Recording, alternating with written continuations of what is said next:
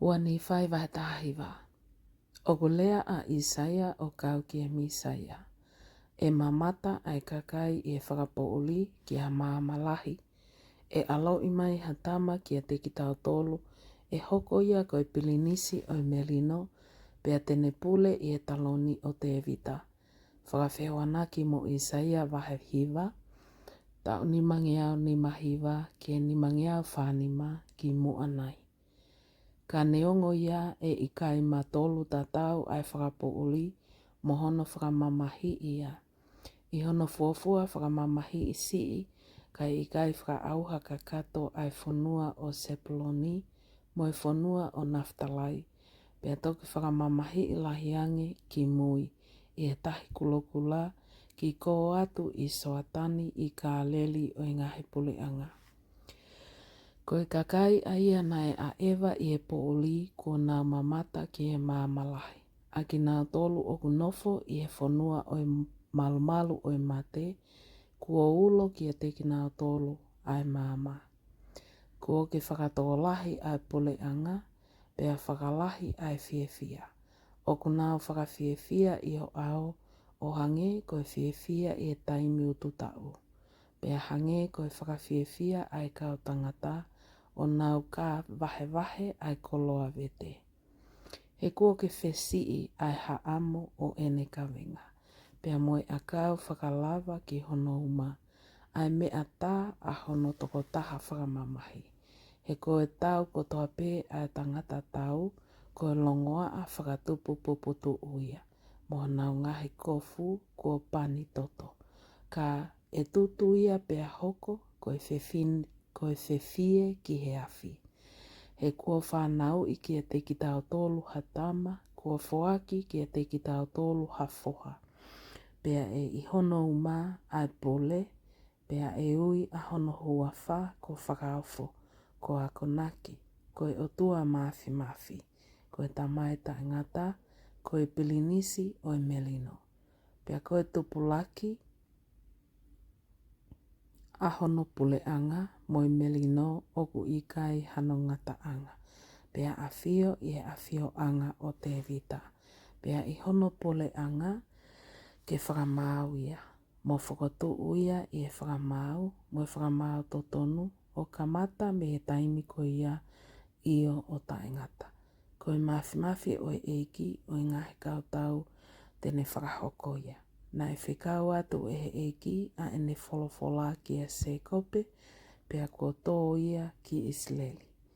Pea e iloi e kakai kotoa pē, io e i Falemi mo i kakai o Samelia, a ke nau tolu o pehe i e hikisia mo i whialahi o loto.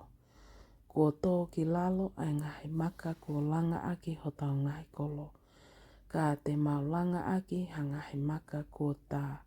Kua tu usi ki lalo ai ngahi akau koe suka mino, ka te mau whetongi aki ia ai akau koe sita.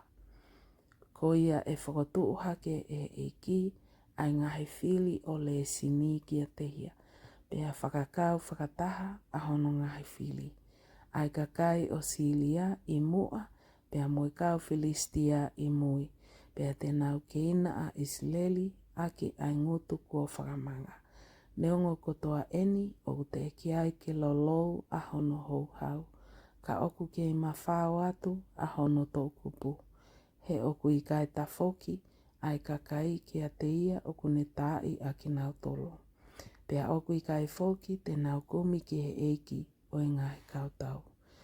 Ko ia e motuhi atu e he eiki me Isleli ai ulu mo iku. Ai waa mo i kaho i he aho pētaha. Koe motua koe ulu ia. Pea koe palawhita aia o kuako aki ai loi koe iku ia. He koe kautaki mua o i kakaini o kunau whakatupu e nau whaihala. Pea koe kakai ko ia ko nau tataki ko ki nau tolu ko whakaauha. Ko ia o kui kai hoi fua ai eiki ki ho nau kautalawou, pe alo ofa ki e nau whanau o ku tamai mate mo i kau i tō. He koe mālu aloi mo i kau whaikovi a ki nau tolu taktaha. Pea oku lea aki ai vale e he ngutu kotoa pe. Neongo eni kotoa, oku te eki ai ke lolou a hono hou hau, ka oku ke ma whao atu a hono tō kupu.